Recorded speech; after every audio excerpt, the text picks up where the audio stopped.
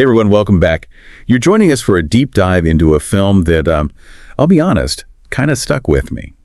It's Bernard Caissan's 1974 The Man Who Sleeps. Yeah, it's not your average film, that's for sure. Right, and it's based on a novel by Georges Perec. He even co-wrote the screenplay. Yeah. And it snagged the Jean Vigo Award, which tells you right off the bat that we're dealing with something unique. Oh, absolutely. And what hits you right away with The Man Who Sleeps is that it's incredibly stripped down. You only ever see one actor on screen, Jacques Spicer, and the whole story is basically told by a narrator, Ludmila Miguel. I mean, just that single choice completely changes how you experience the film. Yeah. No, it's true. And it's this really bare bones approach that we're going to dig into today. Yeah. So what we're trying to do in this deep dive is figure out, like, what are the big ideas and artistic decisions that make this experimental film, so powerful and thought-provoking even now? Okay, so like right off the bat, you can tell the film's dealing with some pretty heavy stuff, right? Mm-hmm. Like existential ennui, that feeling of, meaninglessness, and nothing really matters. And this massive identity crisis that this young student in Paris is going through. We never even learn his name. Exactly. And it's interesting how different films explore similar themes in totally different ways. Alex actually compares it to Jeanne Dielman. Oh, interesting. Yeah. Like, on the surface, a student and a housewife, totally different worlds, right? But they both capture this intense feeling of existential boredom, and both main characters are like struggling with who they even are. But how they show it is so different. Like you said, The Man Who Sleeps is almost all voiceover. Right. So it's like we're stuck inside the protagonist's head the whole time. He's wandering around Paris, which is obviously beautiful, but it feels more like some kind of purgatory because he's just so disconnected. Right. And he's at this weird in-between point in life, a student facing this uncertain future and maybe not even really trying to find his place. It's this kind of melancholic look at youth in 1970s Paris. Yeah. Alex even compared it to like Stranger Than Paradise, that same feeling of drifting, Yeah, that feeling of not belonging, even when you're surrounded by, such an amazing city. It's really important. Alper, he focused on this isolation aspect. He's argued that the film's not really political, like Jeanne Dielman, which was all about like third wave feminism. Right. But The Man Who Sleeps, it's about this individual choosing to cut themselves off from society, like at a fundamental level. Yeah. And then Alper even brought up this idea, and he admitted it was just a thought that maybe this isolation is like a subtle consequence of World War II, like a societal hangover. But he pointed out that the film itself doesn't actually say that directly, so it's more like something in the background to think about. Mm-hmm. Yeah.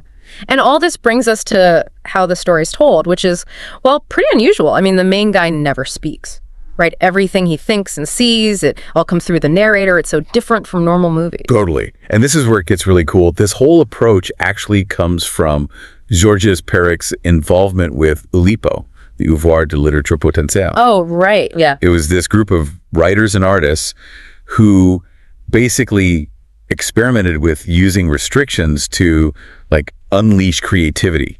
Setting rules for yourself to find new ways of expression. Exactly. And The Man Who Sleeps, having no dialogue from the main character and a super small cast, that's basically an example of those Oulipo-inspired constraints, right? Yeah. So think about that for a second. How does that limitation force both the filmmakers and you, the audience, to engage with the story in a completely different way? It's a good question, right? And I mean, Alper even wrestled with this idea of does this make the film more impactful, or does it maybe make the story harder to follow? Would a more traditional narrative, have made it more accessible? Right. Yeah, that's a valid point. Alex had a really interesting take on this. He suggested that the film's minimalism, because it's so stripped back, gives it this kind of museum-like quality. Well, I like that. Like in a museum, each object has so much significance because there's not a ton of other stuff to distract you. Yeah, totally.